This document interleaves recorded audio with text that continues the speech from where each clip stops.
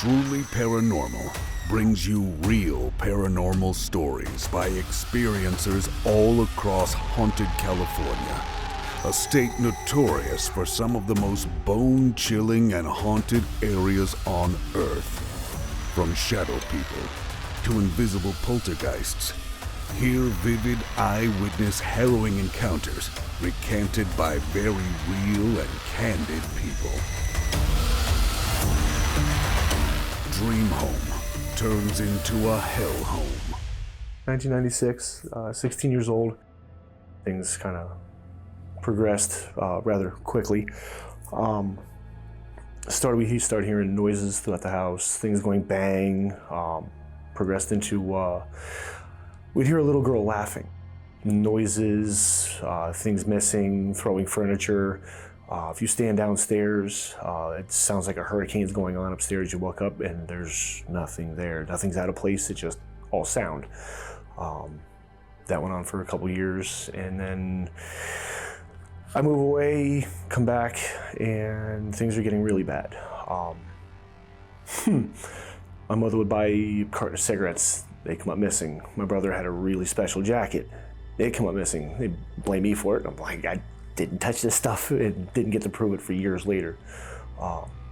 We had, 5-10 years later, my first daughter's already born, and we cut out one of the walls in the upstairs. As soon as you come up the stairs, you turn right, and it opens up. We have a hideaway wall on one side and kind of like a hideaway half wall on the other. It came out and blocked off, and there was this little oval cutout, nothing more than this big, little tiny thing. And we decided we wanted to expand the room into there. We cut it out. There's 2 cartons of cigarettes and my brother's jacket back there, and it's not fitting through that hole. 2 of the biggest incidents, I had a buddy of mine, I'm not gonna use his name, I don't know if he wants to come in here. I'll just call him B.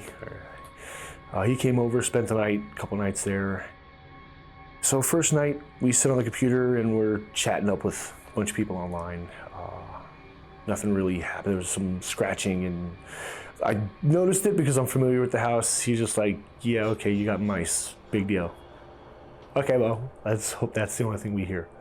Night 2, we were we were talking to a couple girls from Pennsylvania or something, and he was like all into it, and I'm like, dude, no, it's time for bed. He's like, no, I'm gonna keep going. Whatever, it's like 3 o'clock in the morning. So I go downstairs, pass out.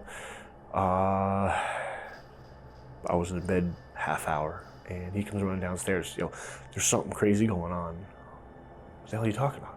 He's like, there's some noises, and it sounds like somebody's walking across the roof. I was like, go to bed. Just telling you, just go to bed. I warned you. He goes back upstairs. I didn't even fall asleep. He comes flying downstairs, sweating, eyes are like bloodshot, huge. He's freaking out. He goes, dude, there's something going on with your computer. I don't know if you're hacked. I don't know what the hell. Went upstairs, weird smell. It smelled like a burnt house, basically. It just, the whole place just smelled burnt. Came in, noticed the smell. I was like, all right. And then it felt like the floor was vibrating. And it looked like the entire screen had just gone completely black with blood running down it. And I'm like, yeah, I got hacked, until I wiped my finger across the fucking screen. Done. I left the house. It came off on my finger. So we took off. Didn't come back for months and months later. Second occurrence, the biggest one that I've ever had in that house. We had built my mother's bedroom onto the house, and with all my research and everything, I knew if something was brought into the house, it was contained within the original structure. So when we built this house, everyone would feel safe. You walk into the house and it just feels like dread, cold, and just dreary. As soon as you walk into my mother's room, everything just dissipated, and you're upbeat again and just smiles, and it's like, yeah, it's like a breath of fresh air. I'm sitting in there, it's 11, 12 o'clock. And my youngest brother is sitting in the family room. Sitting there, and I hear somebody calling my name. Stick my head out, yell at my brother, what do you want? I didn't say nothing. I was like, you just called my name. He's like, nah, whatever. And I turn back around, I'm playing on the computer. Hear it again. I'm like, dude, what the hell do you want, man? Come on. He's like, I didn't call your name. Like, okay, I just sit back. It never dawns on me what's going on, because by then we've heard our names called and beds have shaken. It's been a time.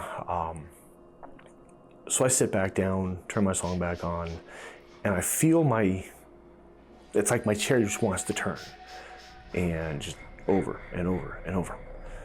I pick up my feet, my chair spins around, and I look down. As soon as you walk in, I'm sitting right here, facing this wall, behind me, mother's bed, hallway, bathroom in the back. So I'm spinning around, and when I turn around, there's a head, just best way I can explain it, there's a head floating in the hallway, and it's completely dark back there. I've seen it before, I have felt it before, and it is literally the epitome of fear. There's no other way to describe it. You are more scared than you have ever been in your life. It is beyond terror. Turned around, saw the face, came back around, and it was like the perfect storm. As soon as I stepped out into the main house, it was like this feeling just reached inside, grabbed my heart, grabbed my chest, and it was just squeezing me. And I couldn't breathe, I couldn't see. It was wild. I go flying out the door. Get myself outside, the feeling doesn't go away. And I'm like, oh great. And I'm standing in the driveway just freaking out. And it's about the best way to explain it, just freaking out. Never experienced that one before. It feels like, standing in the driveway, it felt like a warm blanket just wrapped around me, and I was completely safe, and it drove me nuts just all of a sudden. I'm good. So I'm right here in Chinatown, buddy. My legs carry me back into the house, and I'm like, I'm not doing this. I'm not doing this. There's no way I'm doing this, and my legs carry me back in the house. By the time I reached the door, I was like, this is happening. Let's go do it. And I just stormed in, went down the hallway, and I'm like, all right, you can terrorize some punk little kid. I'm a full-grown man now. Let's see what you got. And just basically challenging whatever it is that I've been seeing. Come show yourself now. And it completely just left. It was gone. I never saw it again. My brother's kind of freaking out, and everything just kind of goes calm again. So we walk around the house, we talk a little bit. My brother goes back to the living room, and he's sitting there with his book. I sit back down at the computer and continue on what I was doing.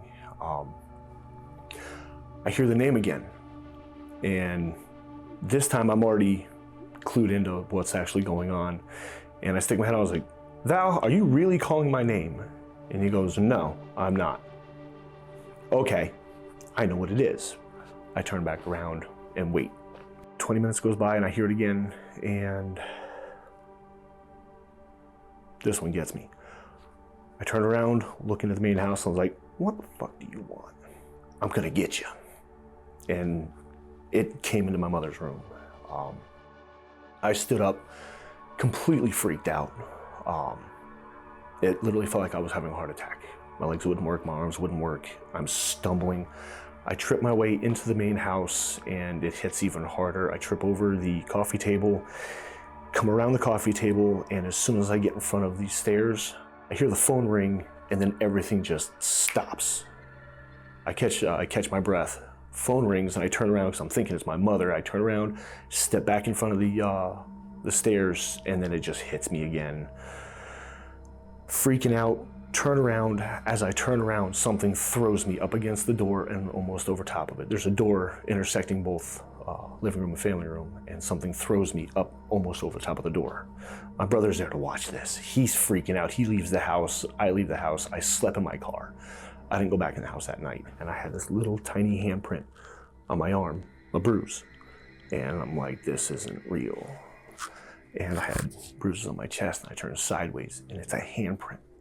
Like something, like the fingers lined my chest, and the thumb went across my back, and just over the door I went. 6 years ago, I come back, and my brother's staying there, and his luck is just horrible, absolutely horrible. He makes friends with this other guy. Yeah, I'm not calling him out either.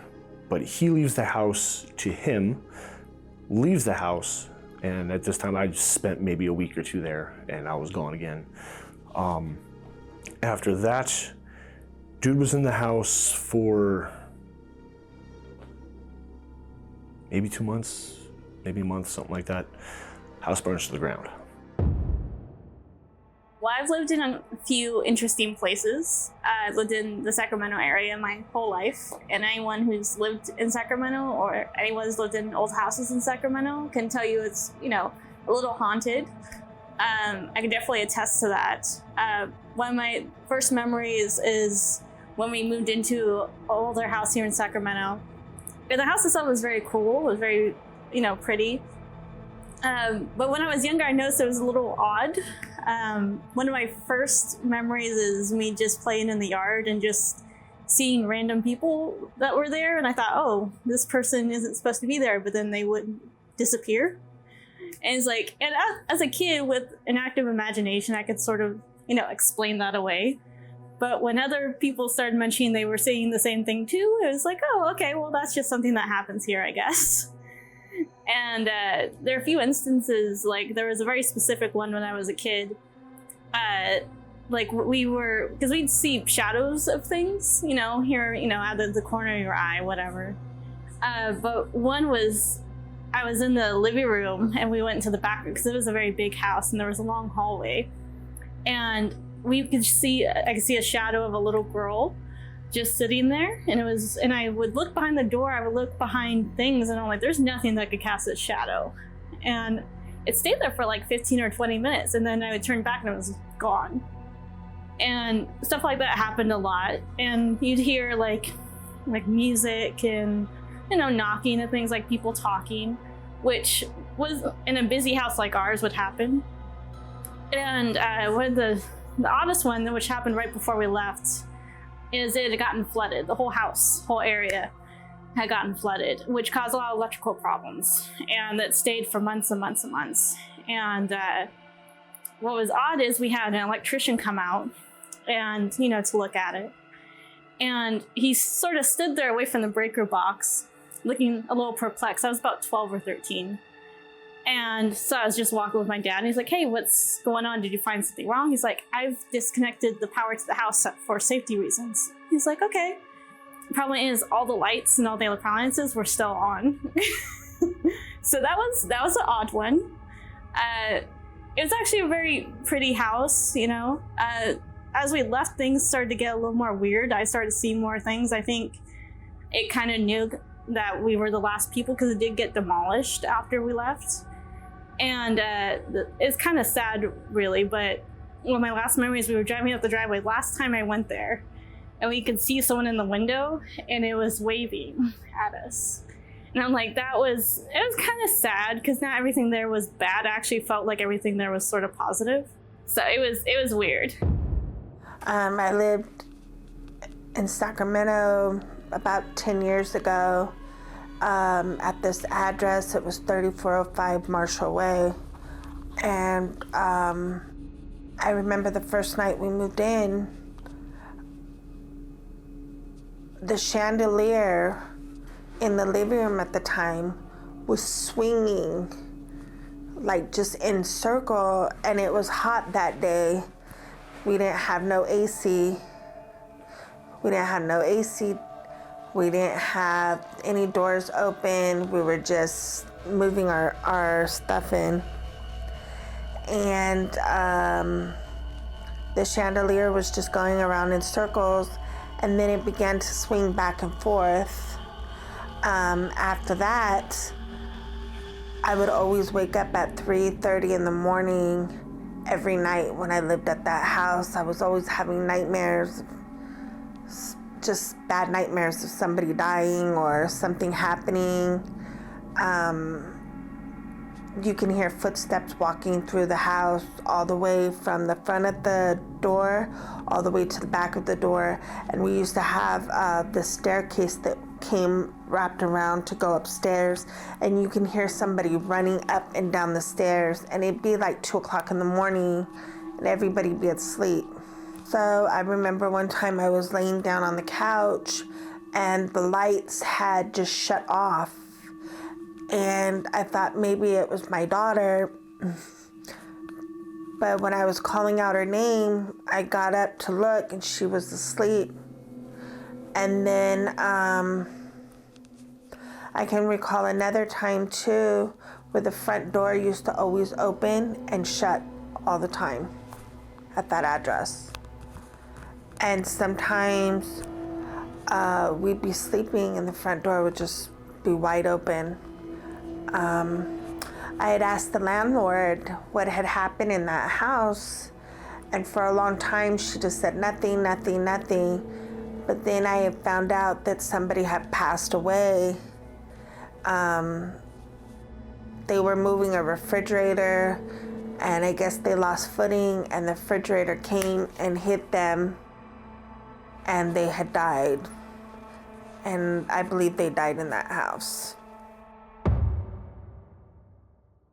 Hi, I'm Anastasia, and I was about 5 when I first had my experience with supernatural activities. My mom wanted to move in with her friend in Sacramento, and so they had decided to get a house together. And so we had moved into this house, and at first it seemed like it was really great, everything was really fine, it was a beautiful house, and we kind of decided to take the bottom bedroom, and my mom's friend decided to take the top bedroom. And after some time of living there, we each started experiencing different things. I remember my mom and her friend used to come up to me a lot and ask me if I'd moved things, if I had if I had touched some things, and I used to tell them, no, I don't know where it's at, I don't know. And I used to notice like my stuff would end up missing as well. So then I would ask my mom, like, hey mom, where are my shoes, where are these, where's that? And she would say, oh, they're by this, they're by that, and they weren't there. And so we would have to look for them. And they'd be in like weird places, like underneath the couch or underneath the bed. There was one time where I felt really, really scared, and I just felt like an urgency to like want to be out of the house. I ran upstairs, and as I'm walking up the stairs kind of like spun like this a little bit. So as I was walking up the stairs, I could hear somebody walking behind me. And I remember I felt this intense sense of fear, and I stopped in the middle of like the stairs, and I just felt like something was breathing on me. And I turned around and there was nothing there. And then I heard it go, "Too, too, too." And as soon as I heard that, I remember I just took off running up the stairs, screaming for my mother. And my mom like comes down there, opens the doors, like very concerned, like, what's going on, what happened? And I'm explaining to them like there's somebody here, like I heard them, they're walking up the stairs with me, they're like always following me around the house, like there's somebody here. I would wake up in the middle of the night, and I remember I'd wake up in like these like cold, hot sweats, and I would feel like I couldn't breathe, and I would be like terrified, and I wouldn't want to move, and I'd be like stricken with like just like fear. And I remember I used to like think to myself, like, if there's something there, like this is my safe space, like you're not allowed to come near me. And I remember I looked at the clock, and it was 3:30, and I felt something start climbing on the bed, and I felt it like grab me. And I remember I got so scared, I just pulled the blankets over my head and I started crying.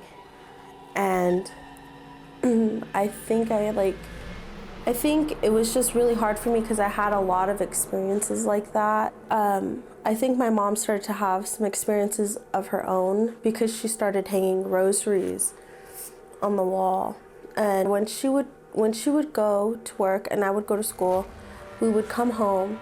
And when we would come home, we used to open our door, and when we would open our door, we would find like the rosaries broken on the floor. Like we would find our pictures of like Jesus and Mary broken on the floor. We would find like our crosses like upside down. And my mom at the time thought maybe it was her friend. So my mom was like, hey, are you like, what's going on? Like, are you having friends over? Like, are people going in my room? Like, what is going on? And she was like, no, like, I'm never even home, like, you know, all this stuff. And so my mom decided to get a lock on our door. And we got a lock on our door.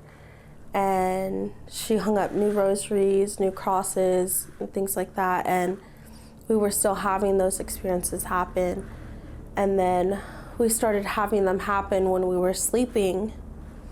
And I remember I used to have like these really vivid nightmares of like seeing like pentagrams on the ground and like just like blood and really gory things. And it would make me feel very unsettled.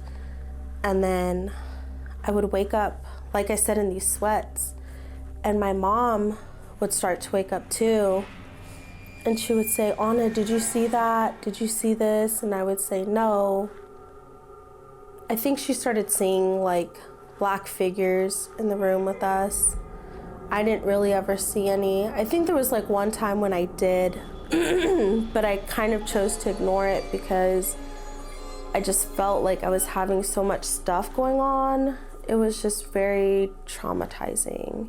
After a while, it kind of felt like a cat and mouse game, like you were somebody's prey.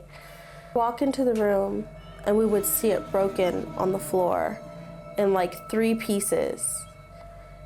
And to see it broken in like 3 separate pieces is like scary because it seems more intentional, more personal, right? Because if it's like, if it falls off the wall, okay, it breaks in one place, all right, I can buy it. But like, if it's like shredded in 3 pieces, that feels like it's intentional.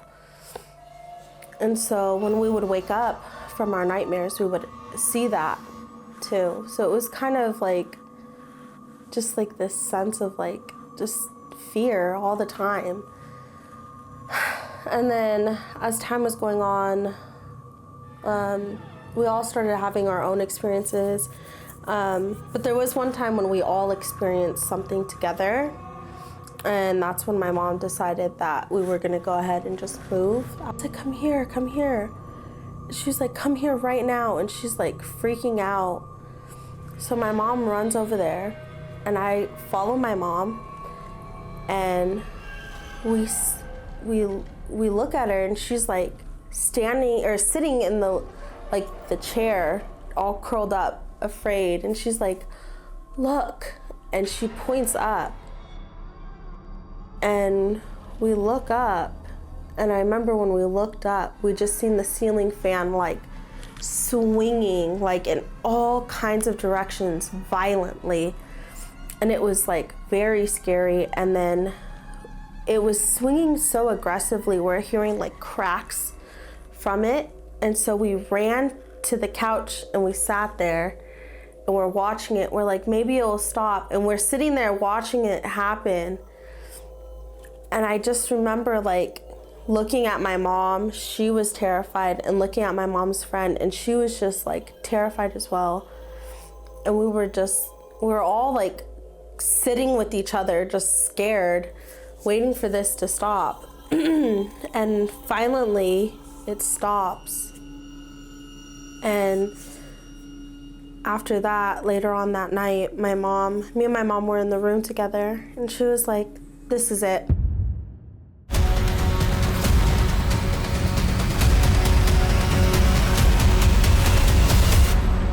Hotel hauntings from the gold rush. I feel like we have just about everything that is possible to have happens in this house. Everything from olfactory apparitions, so you'll smell like campfire or perfume, cigarette smoke just randomly will appear. People get touched. things get moved or disappear completely. I've had some people who've seen shadow people or have seen several different things, but shadow people. We get activity with equipment, so they're really good about using like K2s and REM pods, and sometimes annoyingly so. And then they do also mess with all sorts of electronics. So like one day I had my first, I think, Airbnb guest came in and the oven wouldn't work. And so the next day I show up and it works fine. And I've learned that I do not call help in the first day. When a light doesn't work one day, I try it tomorrow. If it doesn't work then I look into fixing it. But because they do mess with the electronics so much, whether that be lights or ovens or everything else, I just don't rush to fix it. Or sometimes I just ask nicely for them to stop it because I have things to do. So the spirits tend to have different gifts, and they also kind of hang out in different spots. So that's some of the ways that sometimes I can tell the difference between them. So like Fred touches people. So I'm assuming when stuff gets moved, it's Fred because he can touch people. And then like Linda's really good at using the K2, whereas other ones can't do that. And Steve is always in the basement, and his wife is pretty much hangs out in the kitchen. And there's one named Sam. I don't know, I have no idea who he is or where he came about, but we just have gotten the name Sam over and over and over again. He kind of seems to be able to do a lot of stuff, but then there's ones that I don't know who they are, but they're kind of, like we have ones more negative. We have some like childlike ones. So we're kind of like all over the boards, but sometimes with certain gifts, you just know that there are certain spirits that can do those, or they're in certain areas. This house is 7 bedrooms, but I only use 6 of them. So one of the bedrooms I chose to not make a bedroom, and the reason is that there's a spirit in there who's pretty grumpy. And I just didn't feel like people needed to be surrounded by that energy. And she wants, the only thing that we've ever gotten from her, like on EVPs, is basically F you and get out. So like she wants to be left alone. So I respect that. So I did not turn the room where she spends most of her time, I did not turn it into a bedroom. So it's just trying to like, I look at them as roommates. And so they have different personalities, and so do I. And of course, like I try to take some of that into consideration, but ultimately this is my house. So there is some give and take. So I do ask for their opinions, or I let them know what's going on. I just try to be respectful of them because I know that this is their house too. As long as we can all spend time, we can all work together, you know, but is it annoying? Sometimes it's very annoying, especially when they move things. You know, when you can't find something that you had, or they hide a guest's keys rather, or they stole my mother's glasses. I've never found those. Stuff like that.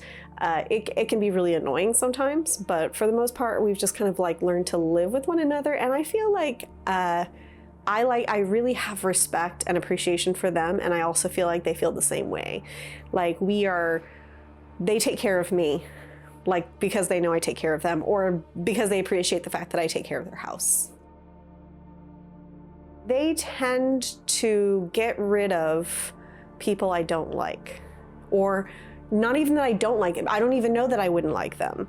But we have had, for example, we had a paranormal group who was here one night, and this guy got really sick, and his group was worried that he was having a heart attack, so they made him leave. And they said, like, you know, drive home. If you get home and you still feel bad, you need to go to the ER. They work in the medical field. He got halfway home and he felt fine. Well, like that next day I went to like send him a message on Facebook to be like, hey, I'm so sorry. And then I saw his Facebook page and I was like, this is not somebody I'd want to hang out with. So I'm like, did they know that? And that's why. Or there'll be people sometimes, because I have cameras in my basement, I'll see when paranormal groups come through. I have cameras in my basement because it floods. And so there are times where I've been just like, I'll see somebody, and whether that's my empath skills, I haven't quite cleared it. It's not clear to me if it's the house feeling some way, the spirit's feeling some way, or I'm feeling some way, but somehow it's all wrapped up. So like there was somebody, and I found them very annoying, and I just kept saying, shut up. Like, shut up. This is what I'm saying as I'm watching them. And then they started doing an Estes method, And when the spirits told her to leave. And then when she came back, kept saying, stop talking, be quiet. And I was just laughing because I'm like, that's exactly what I was thinking. So I don't know if it's them or if it's me or what this mix is. But also, if you annoy me, they also tend to do things. I had a guest recently who showed up for a check-in on Christmas Day 2 hours early, which is pretty rude. And I was like up to my elbow in turkey. And so I had to like reprogram the locks to let him in 2 hours early on Christmas Day. So I was kind of annoyed by this, but didn't think too much about it. Reprogrammed the locks, have a good time. Well, that night he went to visit family, came back, and the next morning they were trying to leave and he couldn't find his keys anywhere. And he had to spend like $650 to get a locksmith to come from an hour away to redo a fob and his keys. So I asked, hey, do you want me to come look? Do you want me to come help you look? No. I'm like, okay. So came in later that day to check, and they told me where they were immediately because the house was all decorated for Christmas at the time. And in one of the bedrooms, there was a snowman, and the snowman had like a Elsa light-up wand across its lap, and the wand was on. So I went to go like, hey, well, what is this? To turn it off. And the keys were behind the snowman. Like the most random place. So I felt like sometimes I have to really like communicate like intentions or tell them even to be nice to people. My tenants downstairs, there's a basement apartment as well. I love them. They're great, but they were only supposed to be here for 2 to 3 months. And after that, the spirits started kind of being rude to them. And so what they were doing was on their fridge, they have like all the pictures of their grandkids, and they were moving their magnets to cover the grandchildren's faces, which is just rude. Creepy rude, you decide what word. But so I had to have a nice conversation with them, like, you need to stop that. I need them to help pay this mortgage. So, like, you better be nice to them or else, I might just have to sell this house to somebody who will paint this bookcase. And they stopped. They started leaving them alone. But for a while there, it was getting kind of heavier down there for them because originally when I did buy this house, I did buy it to be a long-term rental. So I do boarding houses. So I did buy it to be a boarding house. But I had people move in and they only lasted like 2 to 3 months. And so at that point in time, that's why I decided to turn it into an Airbnb, because I just didn't think maybe this isn't a place that people should be all the time. So our kitchen subfloor was destroyed, so I had to put in new flooring. Well, when I remodeled the upstairs bathroom, I just put in new flooring and a new vanity. After that, for like a month, the spirits were just kind of like nonstop active, like moving things and just like so many orbs you wouldn't believe. And so like I have all these videos of all the stuff that was happening during this time period. So I decided, well, maybe this time I'm gonna get them involved in the process, so maybe they won't be so grumpy. And so I did it in 2 different places. One was in the basement, the unfinished part of the basement. I put EVP meters on a gray tile and a blue tile because I couldn't decide what color I wanted. And down there, the blue tile like got pushed in one of the bedrooms. And again, I actually got both answers. One time it was like the gray tiles, the other one was the blue, but they literally lit up EMF, like the EMF, the K2s, and cat balls. Like I had them on both of the tiles, so I asked them their opinions. And again, I got both, so I said, okay guys, like since nobody's giving me a clear answer here, I guess I get to choice, and you guys had better be okay with it. And so far, I haven't had too much crazy activity, so I'm hoping that worked. But for the most part, when I decorate, I don't really take them in consideration, but I didn't care which color, so I thought I'd get them involved to see if they had an opinion. But again, when there's like 12 of them, I could be getting answers from multiples. The energy changes here at night, and it gets very heavy around here and creepy just in general. As much as like I have a good relationship with the spirits, I don't love being here alone at night. Like I sleep with the back light on, and usually like in the living room away from the back side of the house, which is the worst. So even for me, but as far as activity, we had a group show up. There's the one who doesn't like noise, the one who's in the room that wasn't turned into a bedroom. She doesn't like noise. So she will bang and she will pound if you make too much noise or stomp. And we had a group show up and they were making a lot of noise, and the artwork on the back in the solarium fell off the wall and crashed and broke. And this is like 5 o'clock during the day in May, so it was still bright out. And so they were super freaked out by it. So they put all their meters around, and then like the REM pods started going off. So they recorded as they walked back there. And they said, you know, oh, we told Elsie. And when they said that, they just like exploded. They all like lit up, like, cause they were in trouble. They thought they were gonna be in trouble. So, but what did I do? I didn't get mad at the coyote for killing my dog. I took down that artwork, and I will only put up artwork that doesn't have glass. So knock it off the wall. It's gonna be fine. So it's like, that's a part of that living together thing. But yeah, they were a paranormal investigation group, and they were pretty creeped out by that. We've had a ton of paranormal investigations come through here. The craziest night was in August, was the centennial anniversary of the Argonaut mine fire. And in that fire, 42 miners died. So we actually just happened to, that night, have a paranormal investigation that was going to be here. And I kind of thought when it was getting close, like, I wonder if it'll kick up some energy for that. But that night, this house was just exploding with all sorts of things. So, like, we had a REM part on the shelf, and it was like SOSing to the point that we just had to turn it off. I believe that we may have up to like 3 portals here. And I believe that we have elemental spirits here. So I feel like we're kind of like in the conduit of like a paranormal highway of sorts, but the whole area, like the whole county or several counties, is very known for being haunted, between the mines and all the deaths that happened there, and the prostitution and the Native Americans and the Chinese that were interned and the Wild West living and everything that goes into it. I mean, it's just a very traumatized area. I did talk, there is a witch who lives next door. Yeah, she is a practicing witch, she's a very lovely person. And that used to be a hotel. And that hotel was run by the same family who owned this house for 60 years. So Steve, my basement spirit, he ran that. And it burned down in 1931, and then they built this quadplex next door, and she has a lot of the same experiences, which to me it makes sense, because to me these properties are extremely related. So it would make sense that she would have the phantom smells. Although she said that she had a fairy or a pixie, I don't remember which one, causing a lot of problems, and she had to get rid of it. And that's when I learned that those were real things. Like that, they weren't just fairy tale creatures, but people actually believe that they exist in real life. I literally did not know that, because I've never been involved in paranormal until I bought this house. Like, I'd never gone on a paranormal investigation before this house. I'm a highly intuitive empath and a physical medium, but I didn't use it for a really long time.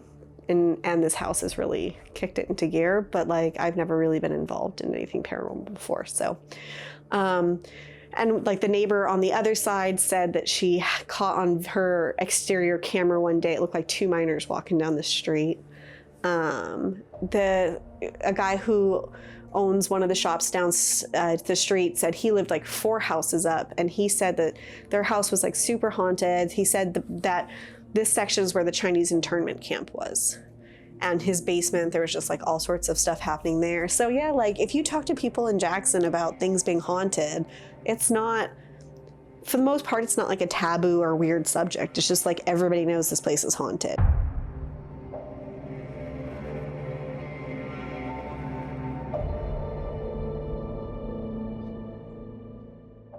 I'm both an employee here, but I've also been a resident here on 2 separate occasions for about a month each time, once last year and once this year. And Interestingly enough, we have communal bathrooms. It's an own hotel, so none of the rooms have their own bathrooms. So we share 2 bathrooms down the hall. And every time I take a shower in one, I am behind a shower curtain. The paper towel dispenser, which is the battery-powered type that you have to put your hand in front of to activate, is about 4 feet away from the shower. You're nowhere near it. And about 5 minutes into every shower that I take, one singular paper towel dispenses. And I've spoken to other residents and staff who have showered here and stayed here, and that has not happened to anybody else. It was very, very prevalent last year, and then I moved away, came back, and then started staying here again while I was looking for housing, and the first time I showered, it happened. Most recently, though, I was going to use the restroom, and it was probably about 11 o'clock at night, and to go to the restroom, you have to pass by room 10. And I passed by the door and I heard activity in there, and I knew that nobody was staying in that room. And I was curious. The lights were not on. I could not see lights under the door, but I heard motion. And I went over there and leaned in, and put my ear against the door.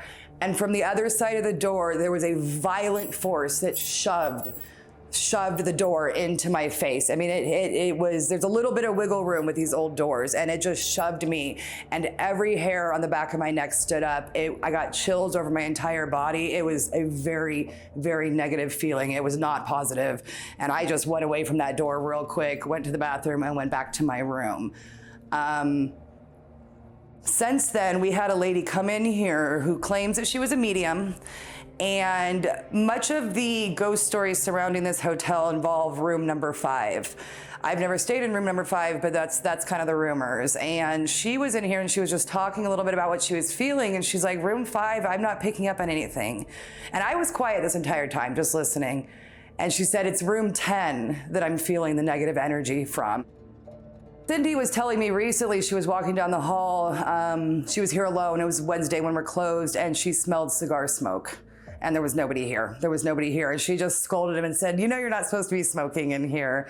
I know that Anita, who used to housekeep here, she's seen people down the hall. She's heard children laughing. She's heard women talking, and there was nobody here as well. And then supposedly there's a painting downstairs in the restaurant that one day out of the blue, this black silhouette of a cowboy appeared amongst this. It's kind of a bar scene with multiple people playing poker, dancer. It's kind of the old, Wild West saloon scene. And apparently that showed up out of nowhere. So I've been working there for almost 2.5 years by now. It'll be 3 years in October. I've had a lot of experiences with our ghosts. We are part of the top 10 most haunted places in California, at least Northern California. Anyway, my favorite ghost that I've interacted with, her name is Myrna, and she frequents around the upstairs hallway where all the hotel rooms are. And she frequents more around and in room 5, which was supposedly her room. It always gets like weird, chilly vibes over there. I like it. I've earned her trust, I think, because now she doesn't bother me so much. She just says hi and goes away. So she doesn't really trust women. She was a prostitute back in the day, so she really likes the men. They always get kind of sexual vibes from her, and then women get you're not wanted here right now. Women get really uncomfortable, and men are just they giggle because it's weird because there's nobody there, but it's still a weird sexual feeling for men. I've seen doors close and open. I've seen the lights go off by themselves, and those hall lights are always on. And she just, does little things that are okay, we see you, we hear you. She likes to kind of play with your hair sometimes too, if she likes you. She does get very playful, especially when you've earned her trust. You're not there to disturb her or her space. You're just there to say hi and check it out and, not do anything to disturb her. There's a toddler ghost too. We don't know his name, obviously, but we've interacted with him a few times. He likes bouncy balls, toys that a toddler would like. And we've triggered him a few times with balls. Yeah, he'll roll them back, he'll bounce them back. Yeah, we've heard giggles of a child, and it's like, okay, there are no children downstairs or upstairs right now. That is weird, but he's harmless, obviously. He just wants to play. And Big Dave, he's a prankster. He'll knock bottles down. He'll make our computer stop working. He'll change the volume up and down on our music. There's another ghost that I've interacted with. I don't know his name. I don't even know like if other people have seen him, but like he's really tall, like a big cowboy hat with like the tall, you know, thing. Is it a gallon hat, 10-gallon hat, something like that? Yeah. But like his outfit and everything is definitely like old-timey cowboy. So he was definitely like here 1800s. They like to open doors a lot. That's like their thing. They like to open and close doors. I've had the door locked on me a couple of times, especially in the liquor room. Going in and out of the liquor room, I'm like, I can't get out. And then like 2 seconds later, the door will open. And I'm like, okay, I know that wasn't me not knowing how to open a door, because that was just open and unlocked. So they like to lock doors on us or unlock doors randomly. I got rushed as soon as I entered the 3rd floor, like rushed at by something, and there was nothing there. Like you could ask my mom, she was right there with me. Like it just all happened so fast. I got freaked out. I ran downstairs. Something was like gonna kill me or something. So I don't go up there. But for people who have been up there, they've had similar experiences of feeling unwelcomed or scared. I was definitely scared that night, and I don't really scare easily. So there was something that did not want either me or everybody in the room, you know, because it said that that was the brothel back in the day. Oh, there is a room that I don't go into. That's room 7. I get really creepy vibes in there. I don't know what it is. I've been in there like twice, and each time it was the same creepy feeling. And I'm like, nope. We've caught stuff on camera. We've caught like our old sign that, or our old frame that held our papers. The frame got knocked down, and there was no reason for the frame to have fallen. And like you could kind of see it get like pushed a little bit, like somebody's trying to take it off the wall. And like it moves like 3 times. There's nobody over there making like bumping into it on accident or anything, and it just falls down and the frame breaks. And yeah, that was really weird. That frame had been there for a really long time, and all of a sudden it just got pulled off the wall. And you can see it, it literally looks like it was being pulled off the wall. There's like maybe 24 of us who work there, maybe 23, I don't know. Anyway, I think pretty much everybody has had an experience or two. I don't know how many of us really acknowledge them though, like, cause I know some people are skeptical about it, or they just don't let it bother them really. But like, I think everybody who works there has had some sort of experience where they were just like, whoa, you know. 3 weeks ago was my first week like on the job by myself, Monday through Friday. And yeah, it was the first day. Like I've been here multiple times. I got here like just a little before 6 in the morning, and went to like the first prep table back there, just getting my knives out, just, you know, turn the breakers on, turn the lights on. And I'm standing there, and then right over in the corner here behind there, there's like a metal shelving unit, and there's a bunch of like 5-gallon buckets, and like the big black ones with the yellow tops, they're like stacked on top of each other on there, like on the top shelf. And I just take my knives out, and all of them just on the ground, like all of them. And it's like pretty heavy buckets, and they're on big metal shelves, so it kind of spooked me a bit. I was like, okay. And then so the dude who does the drop-offs came in, and he was like, let's go with the buckets. So I was telling him about it, and he's like, man, the guy who owns this place swears up and down it's like haunted, you know? So I was like, I wouldn't, you know? Like, I don't not believe in ghosts. So I was like, yeah, it might be, you know? It's pretty creepy. And then later that same day, Monday, we had 2 ladies come working from the auto mall. They have like a catering cafe there. They're getting it renovated or something, so they're also renting out space here. I'm talking to them, introducing myself, showing them around and stuff. And then like an hour later, I have my little AirPods in, and I'm coming from the walk-in fridge to the line. And like I'm walking, there's like a lady's voice like right behind me. And like, I didn't even register like I had my headphones in or anything. Like I was like, oh, maybe it's them. So I take like 1 out and walk in, trying to hear them So I look around the corner, there's nobody there. And I'm like, oh yeah, they left like a half hour ago to do their drop off. So I'm like the only one here. But it's heard like a lady's voice like right behind me. And that was weird. So then the next day, the owner of Bosway was here. So I started telling him about that. And he's like, you heard a voice? So he was like, yeah. And he's like, man, that's crazy to say that. He's like, we had some other dude come do some work like on the bar area. And he ended up having to leave to go to Home Depot. So he was gone for like an hour. He came back and he said the guy came up to him and was like, hey, I'm the only one here, right?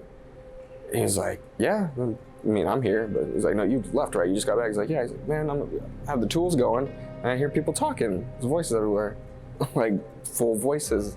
I'm like, I definitely heard one too. It was creepy. And then the next day, Wednesday, one of the two ladies working from the auto mall comes up to me and she's like, when do you get here? And I was like, I get here like 6 in the morning. She's like, what time do you leave? I'm like, I usually been like 2 in the afternoon. And she's like, okay. She's like, I just asked because I'm gonna be gone for 2 months. My partner, the other lady, this place scares her. She said she saw some ghost stuff yesterday. She wants to know when you get here because she feels a little scared. She didn't want to come in by herself. And I'm like, it's definitely haunted here. Yeah.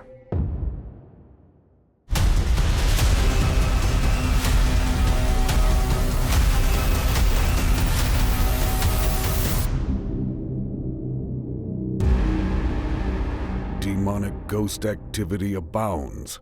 I was very skeptical about paranormal things, anything paranormal related. Until that night, I spent the night at my friend's house, and I was watching TV, I think certain channel, Top Gear, I think it was, I was watching.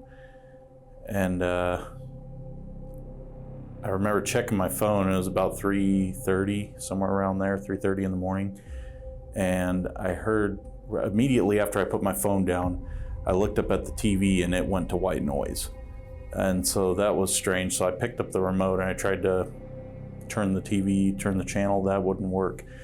So I thought maybe the batteries were dead or something. And I looked to my right because I heard some noises on the steps and some squeaking. It was a really old house, 120-year-old house, so it squeaks when you walk up the steps. And I heard footsteps as well. And when I looked over, I saw this entity. And I thought it was a human at first, but what made me believe it was an entity was because the way it was walking, the knees bent backwards as it walked up the steps, which I thought was pretty strange.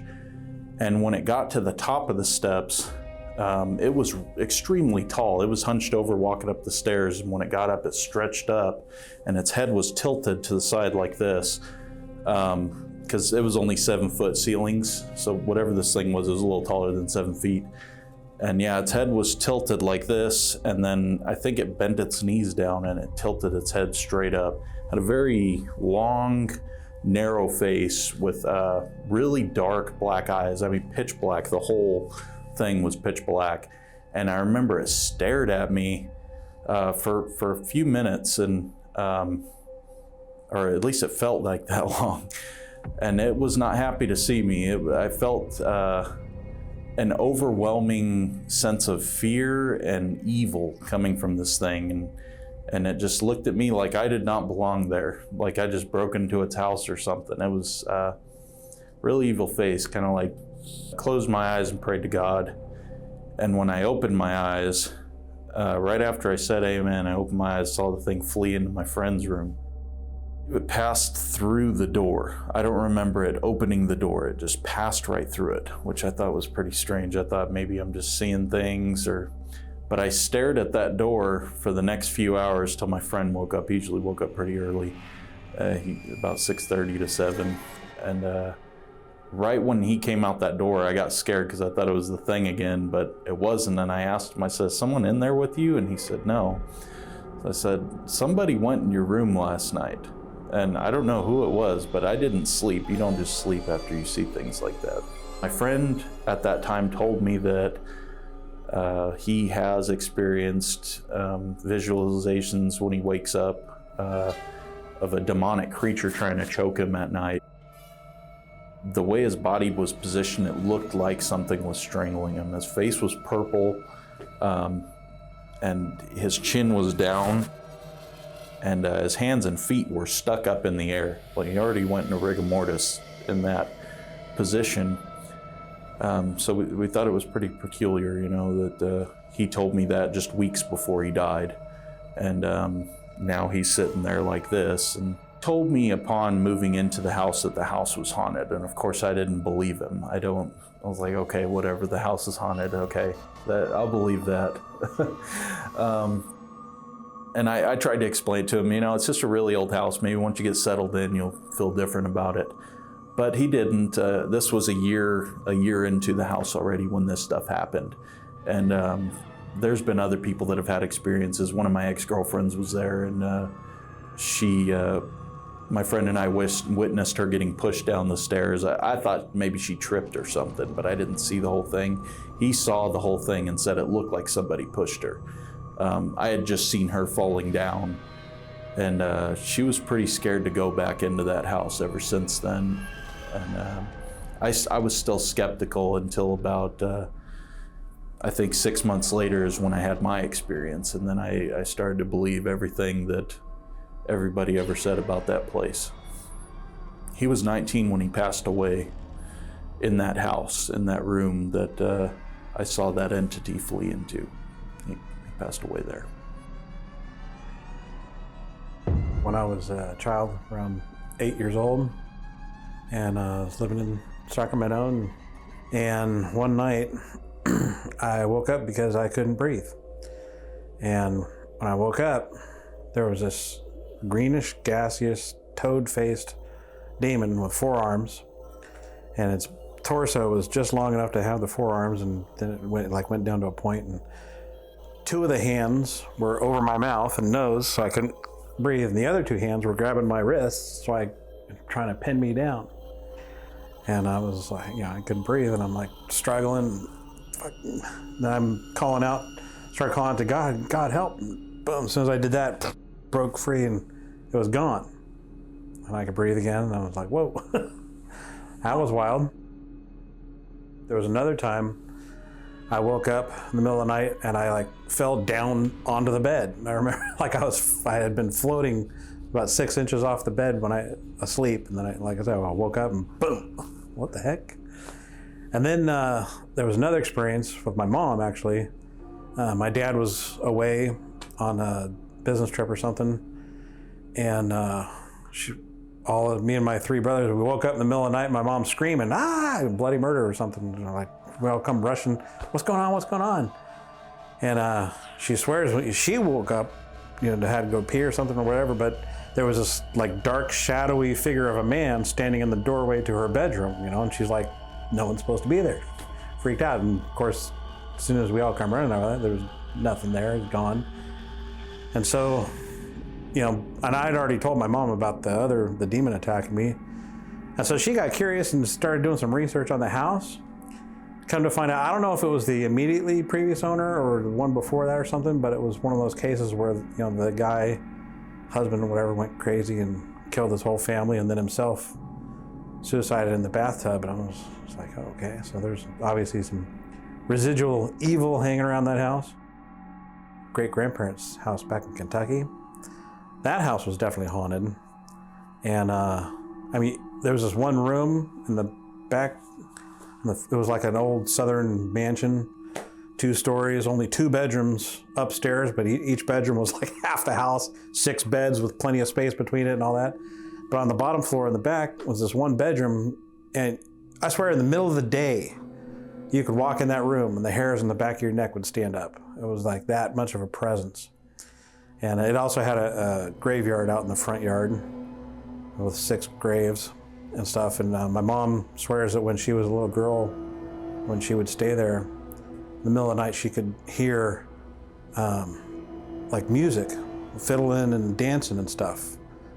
Somebody would throw back the rug and back in the day and have a dance party or whatever.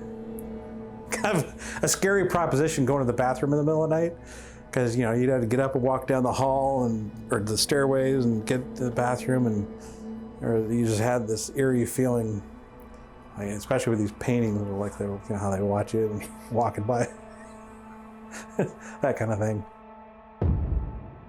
Hi, my name is Connie. I've had a lot of experience with paranormal activity. A couple years ago, I was working at a job in Stockton, California. where they used to have the old medical buildings. And I was stationed there, and we used to have to do a lot of physical activity outside. And I remember looking up, and I would see somebody standing out, looking out the window, and then it would just disappear. And one day I'd ask my supervisor, who stays in those buildings across the way? And he had told me nobody stays in those buildings, they're vacant. They've been closed down for a very long time.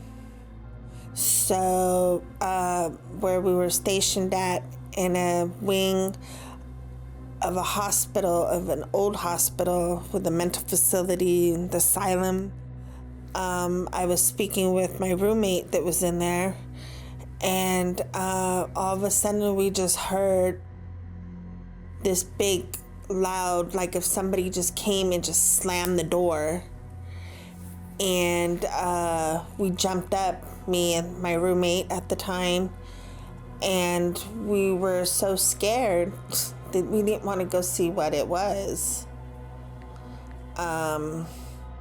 We used to have a supervisor come and supervise us in the showers and, walk us to our dorm, because we were so terrified, because we would hear doors slamming, our doors would open and slam.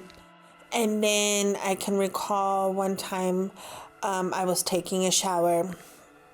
The supervisor was standing outside of the bathroom area, and I remember I felt somebody just grabbed my hair and literally just pulled it up. And I turned around, there was nobody there. And I was so frightened that I just hurried up and got out of the shower.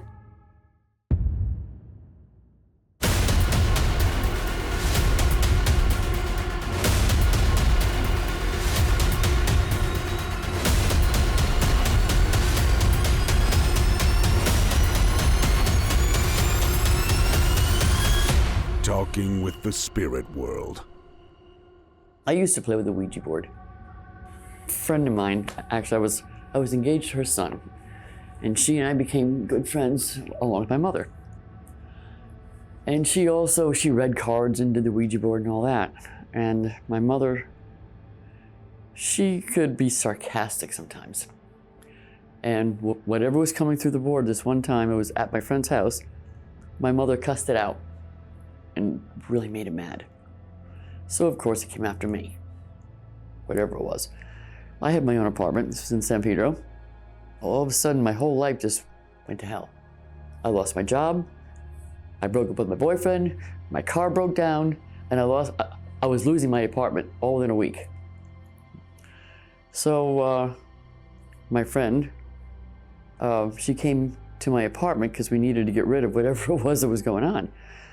So we have this little ritual set up, and she said, no matter what, don't stop what you're doing. No matter what you hear, no matter what you see, no matter what she says, don't stop what I'm doing. So I'm focusing, I'm doing my thing. I'm facing toward the ocean because the front door is down a long hallway on the inner part of the apartment building. All of a sudden, it's like a hurricane was going on in my house. Inside my house, the wind, the lightning, the thunder inside my house.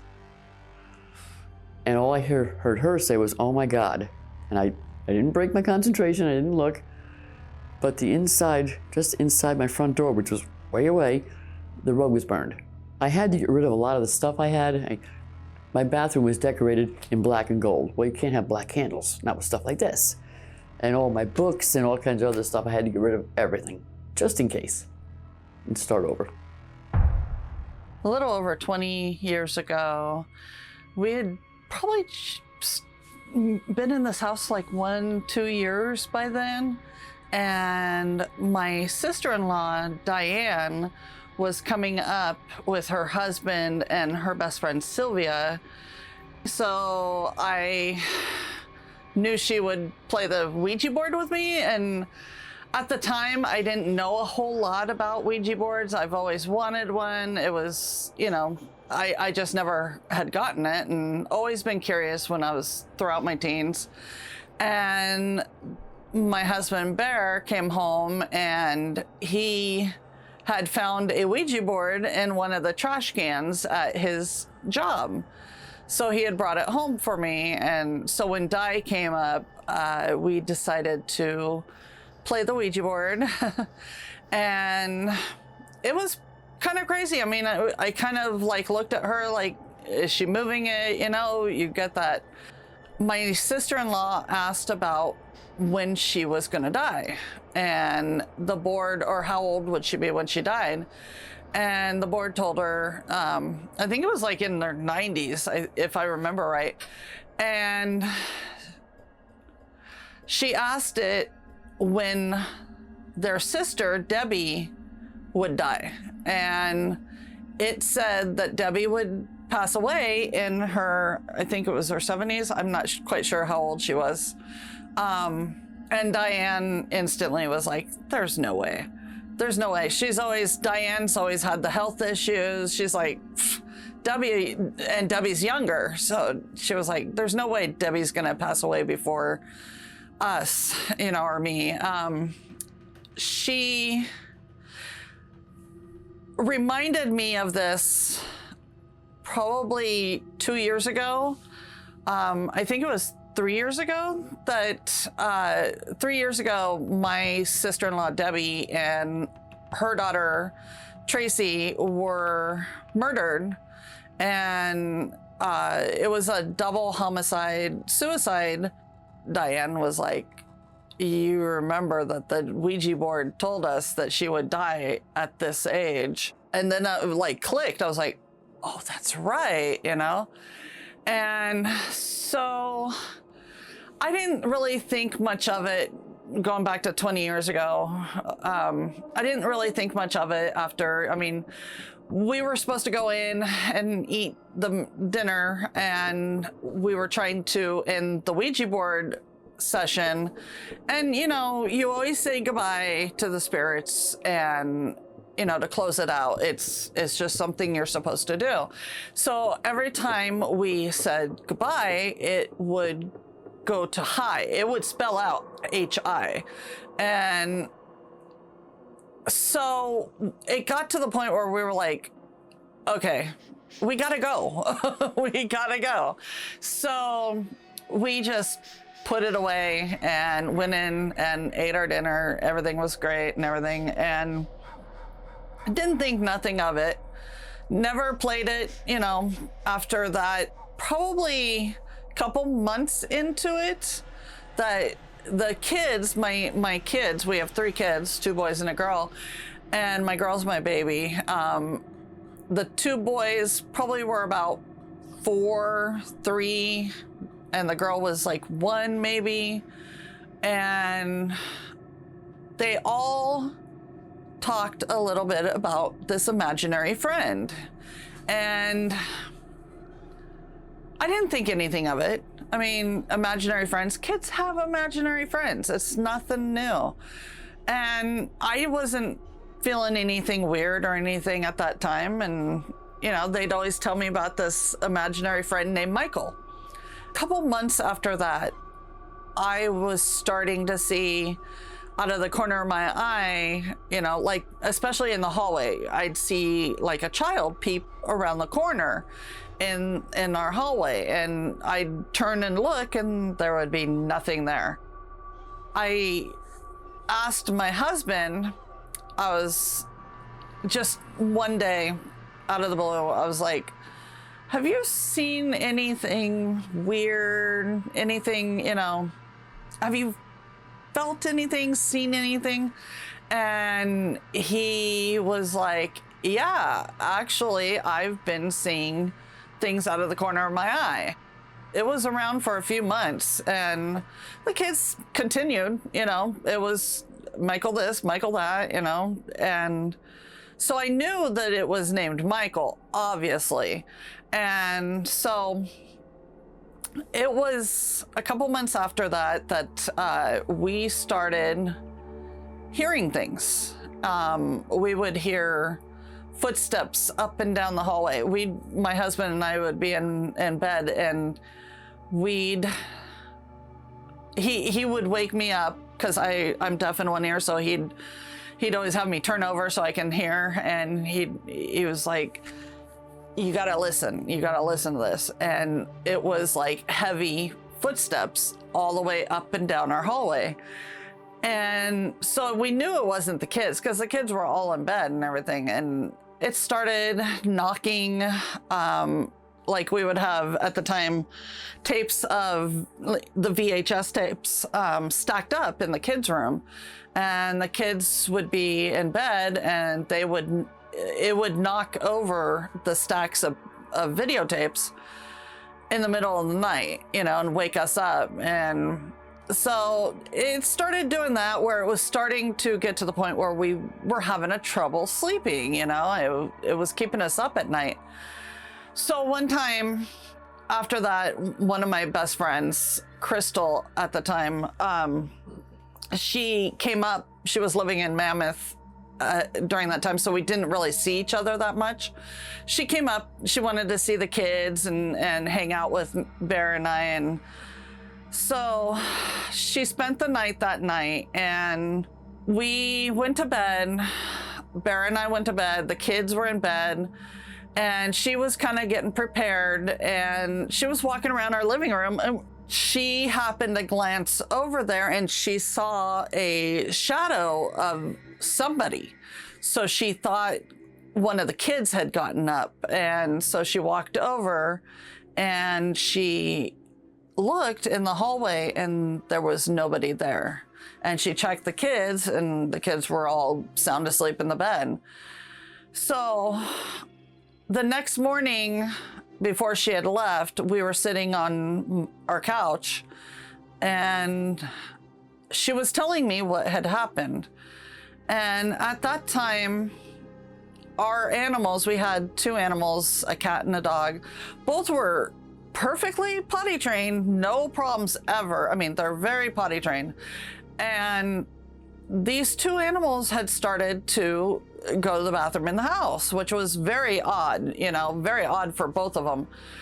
And so when she was telling me this story, our cat at the time started freaking out. He was right next to us, and she's telling me about what she saw and everything, and he is pretty much screaming, and we kind of stopped, and we're like, what the heck? My husband at the time, one morning, was brushing his hair, looking in the mirror, and he saw in the mirror a little boy with a hand on our dog at the time, and just walked in, no big deal, just walked in. And he thought one of our kids had gotten up. So he finished his hair, and he went around the corner to, go put them back to bed, and there was no kid. And this is something that we both had noticed, is the little boy had dark hair. It was almost black. He started getting really active. We were hearing the footsteps every night, I think it was, and the videotapes, and everything was falling, things were knocking off. So it got to the point where we just couldn't take it anymore.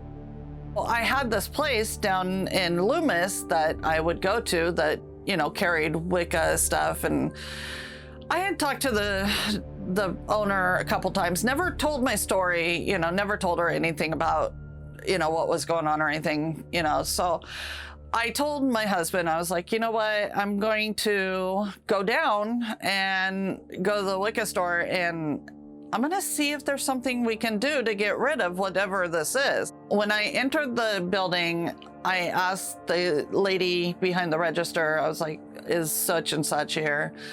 And she's all, no, she's not here yet, but she'll be here in 10 minutes or so. She walked in, and behind her walked in,